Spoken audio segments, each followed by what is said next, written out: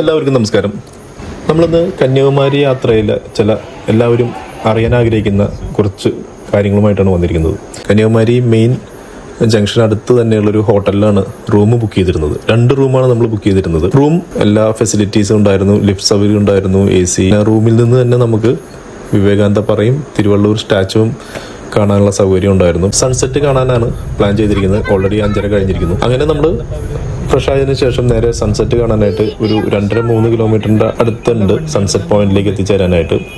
ഗാന്ധി മണ്ഡപം ഭാഗത്ത് നിന്ന് ബഗ്ഗി സർവീസ് ഉണ്ട്, അതിലും വേണമെങ്കിൽ നമുക്ക് ഇങ്ങോട്ട് വരാം. നമ്മൾ സ്വന്തം കാറിലാണ് അവിടെ വന്നത്. സൺസെറ്റ് കഴിഞ്ഞതിന് ശേഷം ഞങ്ങൾ അവിടെ കടകളുടെ ഒരു സ്ട്രീറ്റ് തന്നെയുണ്ട് കന്യാകുമാരിയിൽ. അവിടെ ഭക്ഷണത്തിൻ്റെയും ഡ്രസ്സിൻ്റെയും പിന്നെ കുട്ടികളുടെ ടോയ്സ് അങ്ങനെ മറ്റ് പല കാര്യങ്ങളും വിലപേശി മേടിക്കാൻ പറ്റുന്ന ഒരു സ്ട്രീറ്റ് ഉണ്ട്. അപ്പോൾ വൈകുന്നേരം ആയതുകൊണ്ട് തന്നെ ചൂടുണ്ടായിരുന്നില്ല. അപ്പോൾ നമ്മൾ ആ സ്ട്രീറ്റിൽ കുറച്ച് നേരം കറങ്ങി അതിനുശേഷം ഒരു 6:45 കഴിയുമ്പോഴേക്കും വിവേകാനന്ദ പാറയിൽ ലൈറ്റ് ഇടും എന്നറിഞ്ഞു. അപ്പോൾ ആ ലൈറ്റിംഗ് ഒന്ന് കാണാമെന്ന് വിചാരിച്ച് നമ്മൾ ത്രിവേണി സംഗമം ഭാഗത്തേക്കാണ് പോയത്. അപ്പോൾ ലൈറ്റ് ഇട്ട് കഴിഞ്ഞാൽ അതിമനോഹരമാണ്. അപ്പം നമ്മൾ അവിടെ ഈ കാഴ്ചകളെല്ലാം കണ്ടതിന് ശേഷം ഇന്ന് നേരത്തെ റൂമിലേക്ക് പോയി റെസ്റ്റ് എടുക്കാമെന്നാണ് വിചാരിക്കുന്നത്.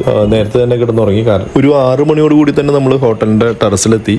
സൂര്യൻ ഉദിച്ച് വരുന്നതേ ഉണ്ടായിരുന്നുള്ളൂ. അതിമനോഹരമാണ് ഇവിടെ നിന്ന് ഉള്ള കാഴ്ചകൾ. ഇന്ത്യൻ മഹാസമുദ്രം, അറബിക്കടൽ, ബംഗാൾ ഉൾക്കടൽ ഇത് സംഗമിക്കുന്ന ഭാഗങ്ങളെല്ലാം ഭംഗിയായിട്ട് തന്നെ എൻ്റെ മുകളിൽ നിന്ന് കാണാൻ പറ്റും. ജീവിതത്തിൽ ഒരിക്കലെങ്കിലും ഈ ഒരു സ്ഥലത്ത് കന്യാകുമാരിയിൽ വന്നിട്ട് ഈ സൺറൈസ് കണ്ടിരിക്കേണ്ടതാണ്. കന്യാകുമാരി ദേവി ക്ഷേത്രത്തിലേക്ക് പോകാനാണ് പ്ലാൻ ചെയ്തത്. അരുൾമികു ഭഗവതി ടെമ്പിൾ എന്നാണ് അമ്പലത്തിന്റെ പേര്. അരുൾമികു ഭഗവതി ടെമ്പിളിൽ പോയി ദർശനം നടത്തി ശേഷം നേരെ നമ്മൾ നടന്നു കഴിഞ്ഞാൽ നമ്മൾ വിവേകാനന്ദ പാറയിൽ പോകാനായിട്ടുള്ള പുരയുടെ അടുത്തെത്തും. പാറയിൽ പോകാനായിട്ടുള്ള ടിക്കറ്റ് നമുക്ക് ഓൺലൈനിൽ ബുക്ക് ചെയ്യാവുന്നതാണ്. അത് നേരത്തെ ബുക്ക് ചെയ്ത് കഴിഞ്ഞാൽ അവിടെ പോയിട്ട് ക്യൂ നിൽക്കേണ്ട ആവശ്യമില്ല. ട്രേയുടെ ടിക്കറ്റാണ് ബുക്ക് ചെയ്തിരുന്നത്. നമ്മുടെ കയ്യിൽ ഓൺലൈൻ ടിക്കറ്റ് ഉള്ളതുകൊണ്ട് തന്നെ നമുക്ക് ഒരു കുഴപ്പമില്ലാതെ നേരെ അകത്തേക്ക് കിടക്കാൻ പറ്റി. വിവേകാനന്ദ പാറ ഈ പാറയുടെ മുകളിൽ വിവേകാനന്ദ സ്വാമിയുടെ മണ്ഡപമാണുള്ളത്.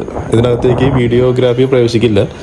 1892 ഡിസംബർ 23 തൊട്ട് 25 വരെ സ്വാമി ഇവിടെ ധ്യാനിച്ചിരുന്നാണ് വിശ്വസിക്കുന്നത്. വിവേകാനന്ദന്റെ പ്രതിമയും ധ്യാന മണ്ഡപവും ഉൾക്കൊള്ളുന്ന ഒരു കെട്ടിടം.